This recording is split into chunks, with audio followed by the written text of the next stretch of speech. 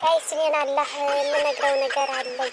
እንደ ከዚህ ሁሉ ከቆሙት መኪናዎች ከነዚህ ሁሉ ከዚህ ሁላ ፎቅ አቶልኝ አንድ እንኳ አቶልኝ አላህ የኗሪ አኗኗሪ ሁኔ ያው የኗሪ አኗኗሪ እንደው ገረም ይለኛል። ወይ እነሱ የስንት ወር እርጉዝ በስንት ወራቸው ነው የትሞቹ ልዩነት ያለን? ቆይ እነሱ መኪና ሲኖራቸው እንደዚህ ፎቅ ሲኖራቸው እኔ የማይኖርብኝ ምክንያት ምን ስለሆንኩ ነው? እሱም ብቻ ጥያቄ ልጠይቃችሁ።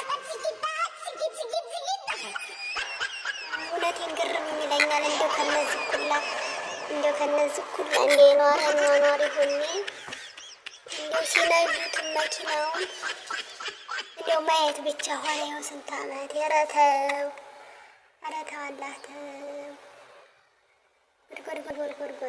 ጉድ እንዲህ አረገ ፈጠርከኝ እኔን።